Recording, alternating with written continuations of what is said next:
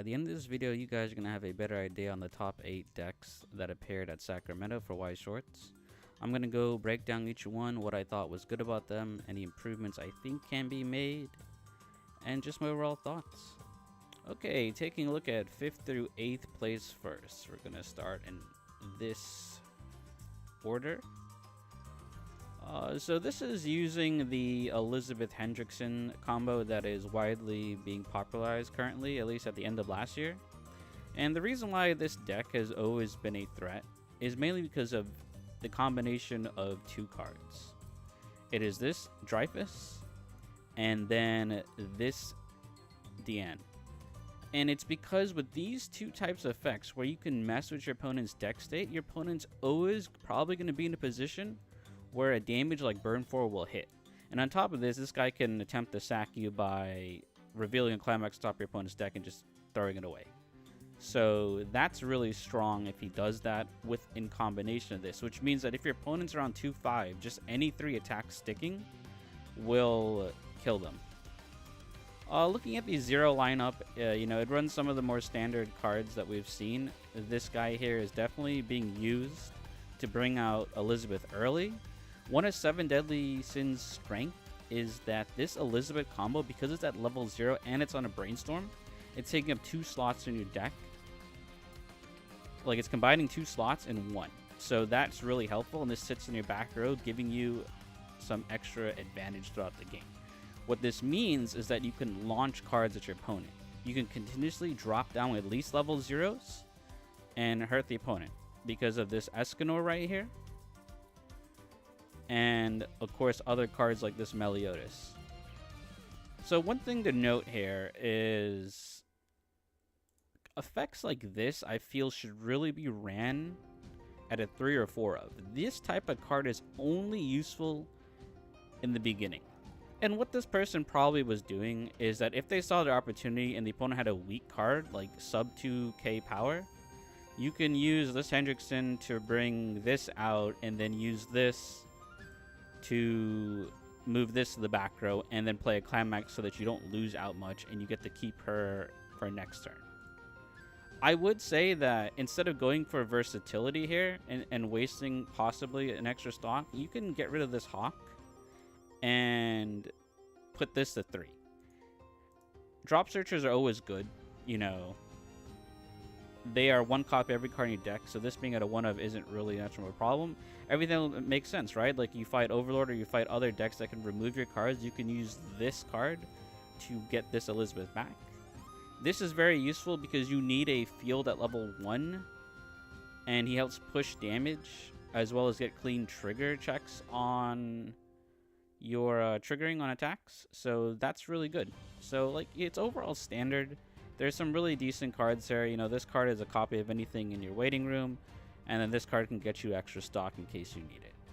And it's a 3500 attacker, so it can probably survive. So, like, this overall 7 Deadly Sins is definitely one of the best decks to use in a tournament because they will always be able to put the opponent in a deck state where their damage can stick, and that's very scary.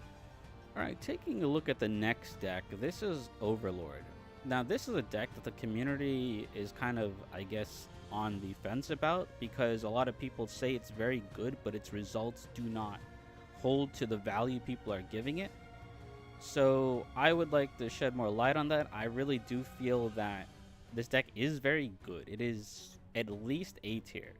But because it's level 0 to 1 game or 0 to 2 game is very shaky, and by that I mean it has very low crisis management. If you have a bunch of climax in your hand, it has trouble getting rid of them. It has a lot of trouble on-demand mill without sacrificing a lot of your hand or resources. And that generally leads to your first refresh being very poor, which then in turn makes your chance of blocking attacks at level 2 a lot lower.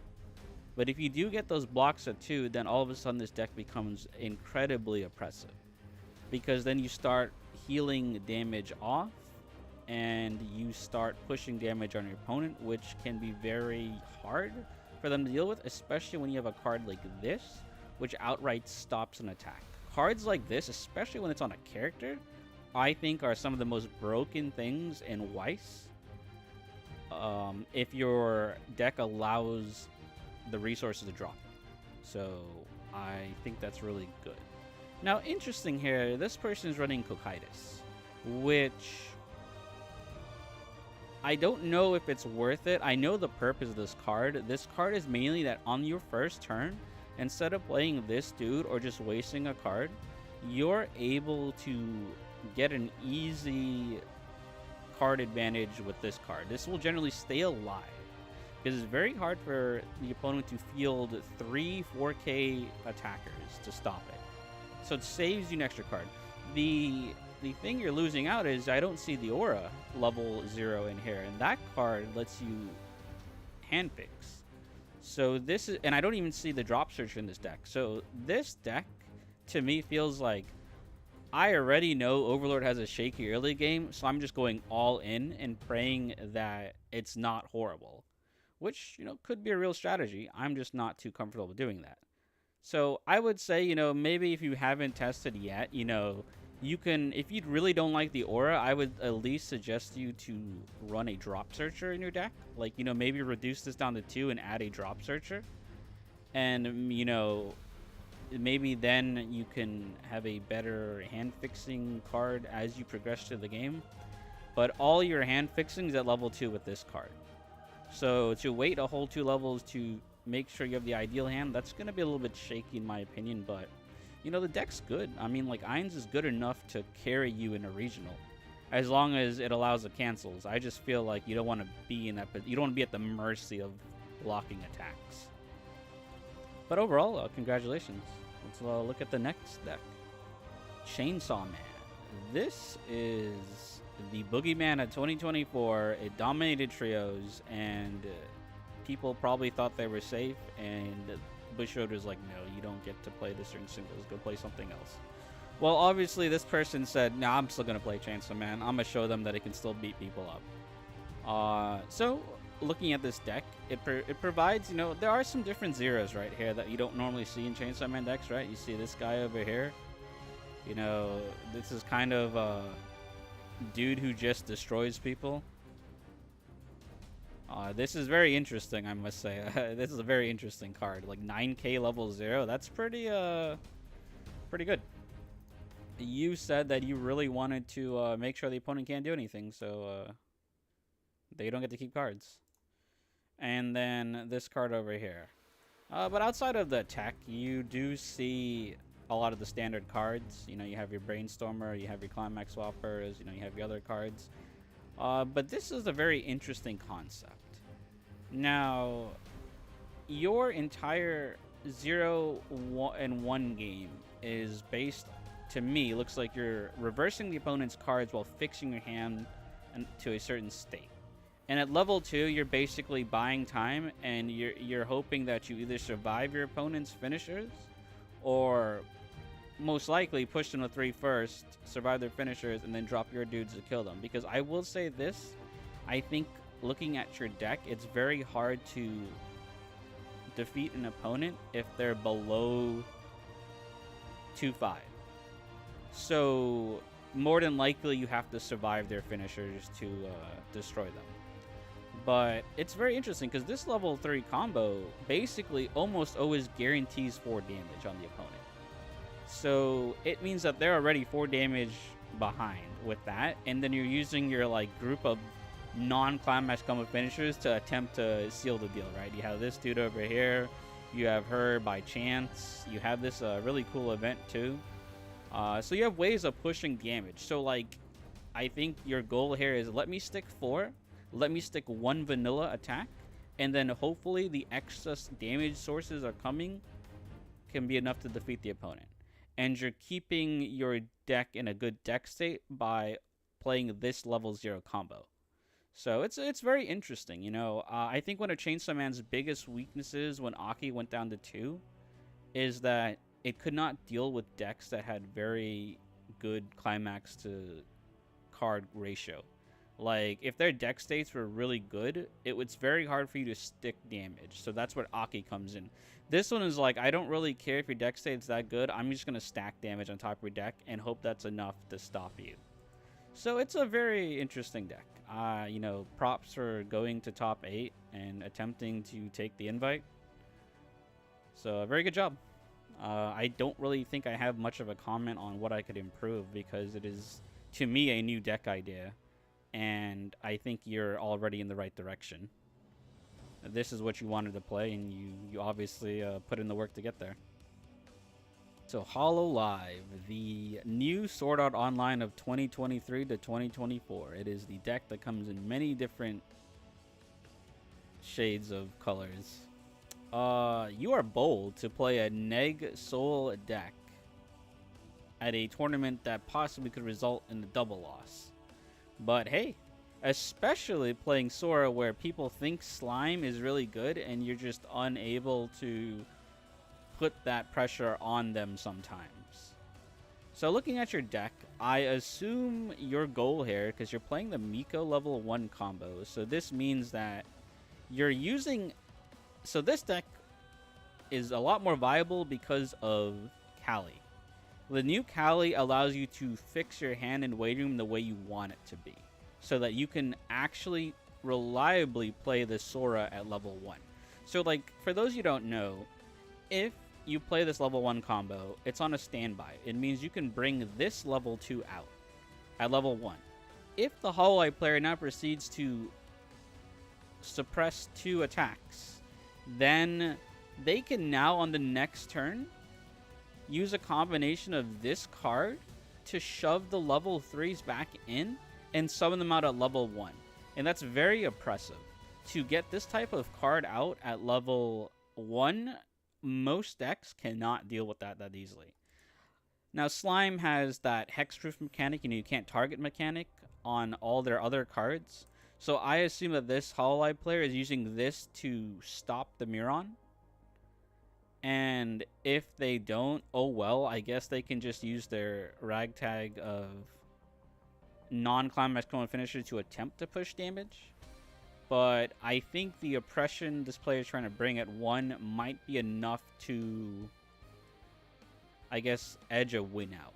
That was the idea. And I think in a best out of 1 Swiss, when you're fighting random decks, I do think most decks are not teched out to stop this naturally, right?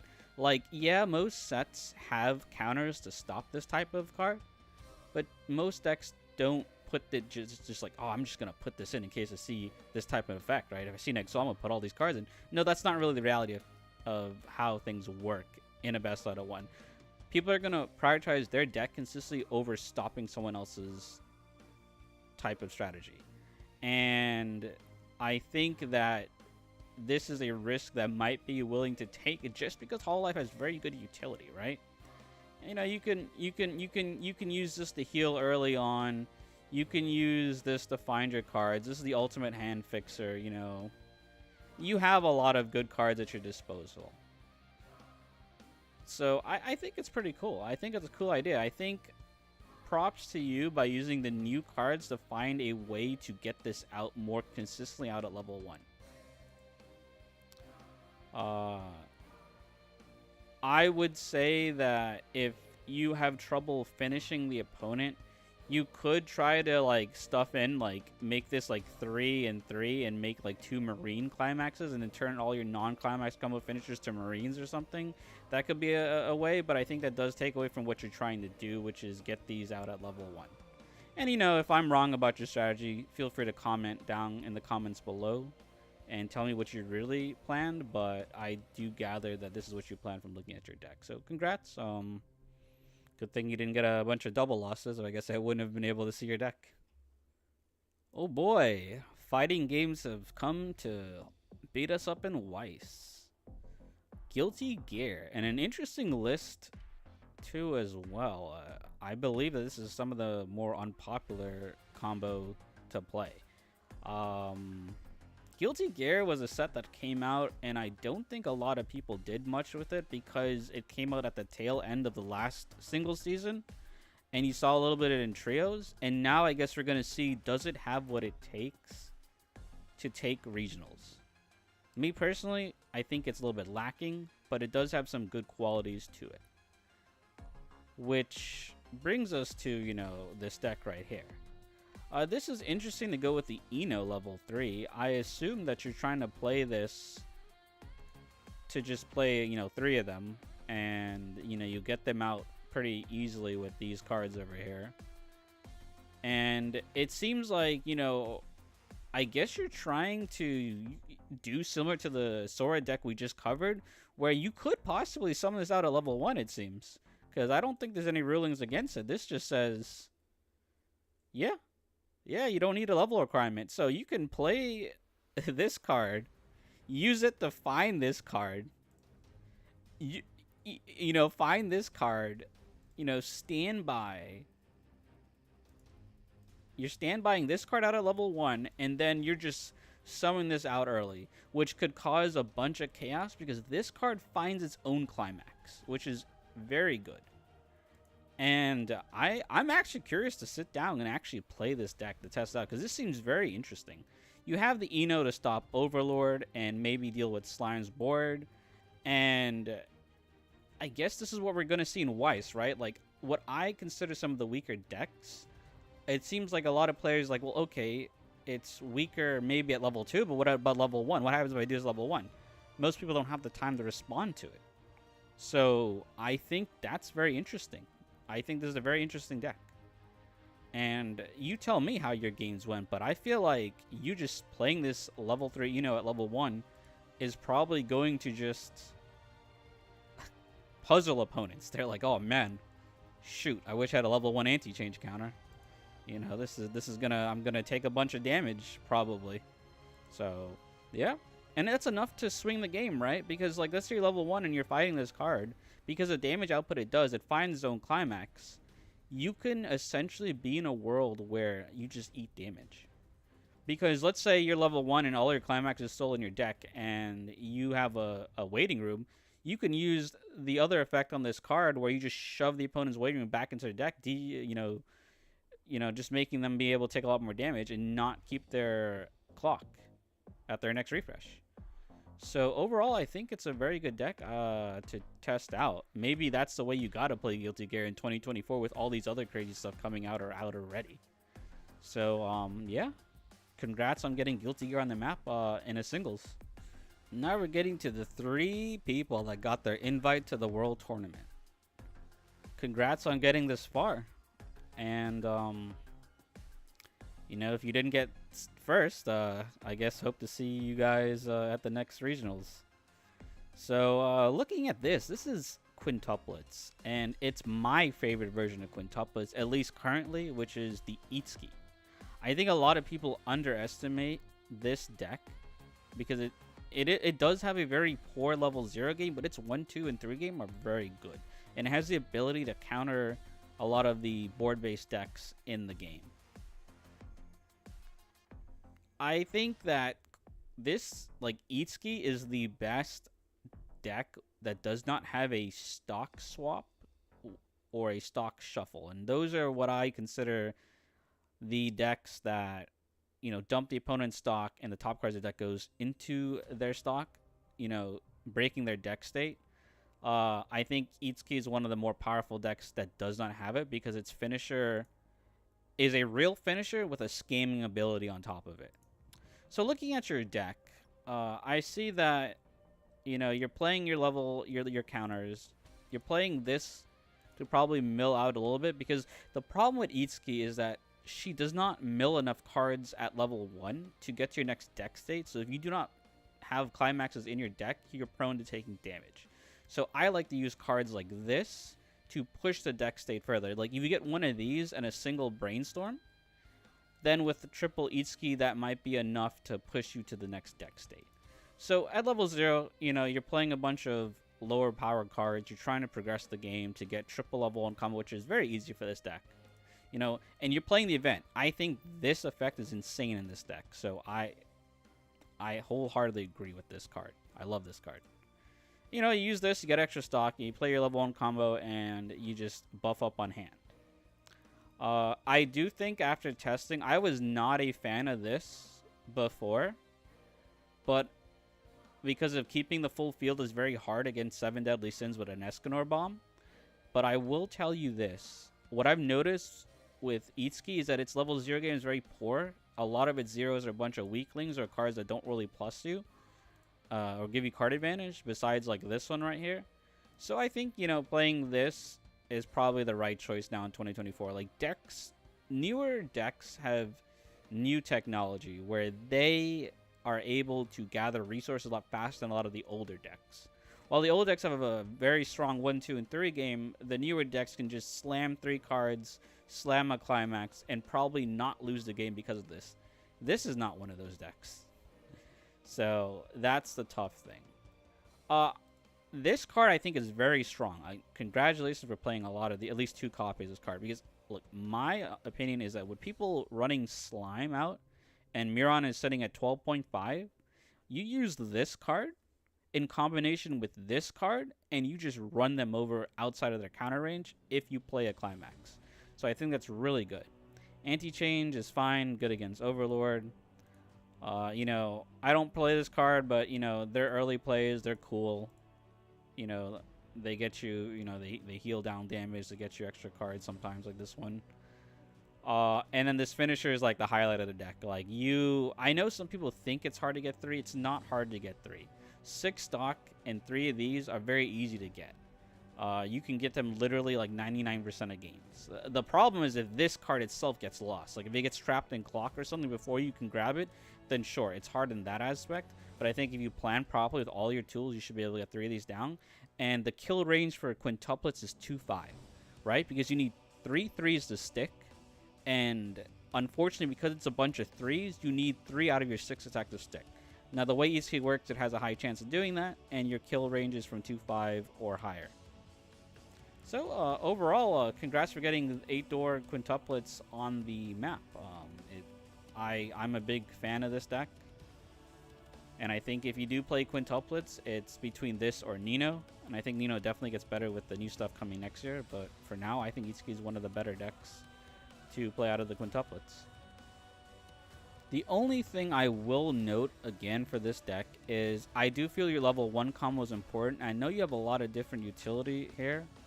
I would say trying to get this to 4 is what you probably should be doing. Like playing this at a 4 copy of. Because you gotta think of these as extra copies of your level 1s and level 0s. So since your level 1s and 0s are very important to your deck, having this at 4 allows you to get it easier. That's just my only comment on the deck in terms of like what could possibly be improved. But congrats on your invite, man. So, Ayakashi Triangle, a set that recently came out and is already showing a result. So that's pretty cool. Bro used his ninjutsu to get to finals. Believe it. So, this deck, I don't know much about it, I have to say. So, in terms of offering advice to improve it, I cannot do that at this moment. But I will look at this deck as is. And looking at it, it seems pretty consistent what it does. You know, you have your zeros. This guy, he can ditch standby, or I guess girl, can ditch standby targets. And can search the deck for your level 1 combos. So that's pretty good, right? Because this is like one of the few times where our level 1 standby combo is costless. You know, finally, you know, we can actually play multiples of this and not lose out. And I think it's very strong when an advantage engine is very good and it's on standby. So it means you can get your target that you want. And then you can get, you know, prep for the future. So it's more proactive than reactive, as we've seen in the past standby decks. So, you know, you have a really good brainstorm here too. Like I say that these effects are really good. Like this is an effect we haven't seen since Tu Love Ru. A brainstorm that has the ability to filter. So that's really strong. And looking at your advantage engine, you know, it has the, you know, dual trigger as well as the ability to just grab any card from the waiting room that's equal to the top card of your deck. So, and what I like about this is it doesn't mill the top card of deck. So if your top card of deck was a standby, now you get the advantage of the standby as well as you still get the combo. Like, it really does suck if you had to mill it, but I'm glad you don't. So that's really strong. So it seems that level 0 is a setup for 1. Your level 1, I guess your primary standby target is this, it's looking like. So it's just a card that's really fat and can do, you know, the standby things, you know, top checking. Really good filter here. You know, this allows you to get to your next deck quicker so you don't take a lot of damage.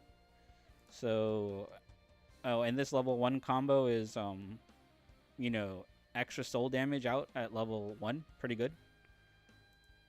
So I think that's really solid, right? Your 0 game grabs your 1 game, right? Because this girl can literally grab 2 copies of 1 combo. So you should at least be playing only, at worst, 2 of these, which is still very good.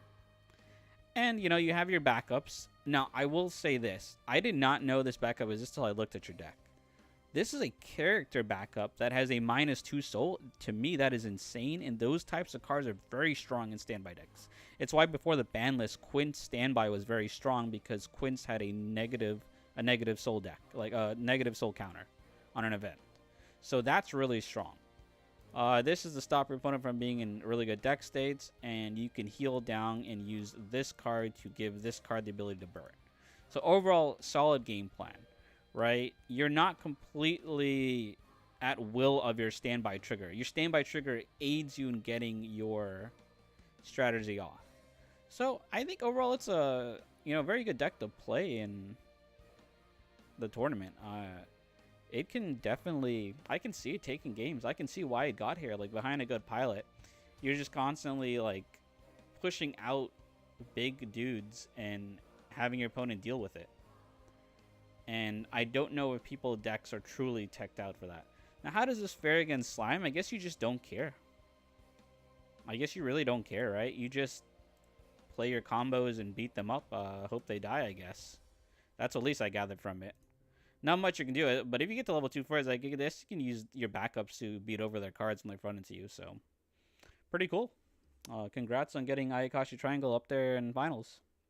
Alright, so the Boogeyman of 2023 is back at it again and stole a paid invite in 2024. The ban list was not enough to stop you from attempting to play this deck. And I guess for Busher not hitting deck a second time after World Tournaments, you're good to go. Slime dominated most of 2023 in the singles format. I myself took it and stole New York's invite with it. So it's pretty good deck back then. What it boasts was its consistency. No matter what happened, you got what you wanted. And you're able, and in the game of Weiss, getting guaranteed is just incredibly strong. So with the hit on the ban list, it lost a lot of consistency. People tried to find different avenues of getting their advantage, of getting the strategy off. It introduced some high roll mechanics that weren't there before that gave the illusion, right? I think the standby version that people played a lot in the past was actually not that good. I think they just high rolled a lot, and like that's my honest opinion on that. You got a lot of resources, and if you blocked, you were able to capitalize on them.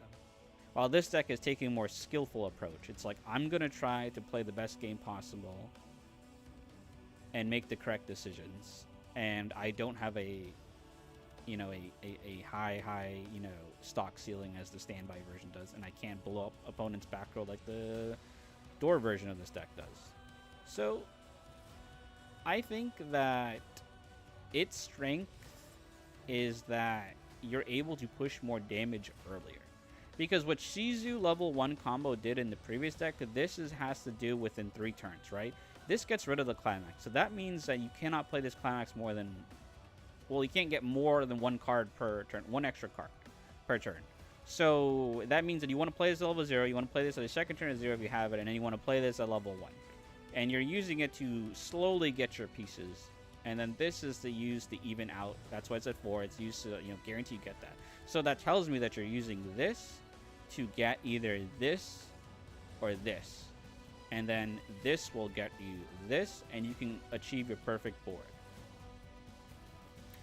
Your deck is very interesting in a sense that when playing this, I've normally seen it paired up with the Milim Runner. You're not playing the Milim Runner, you're playing this Hawkrow.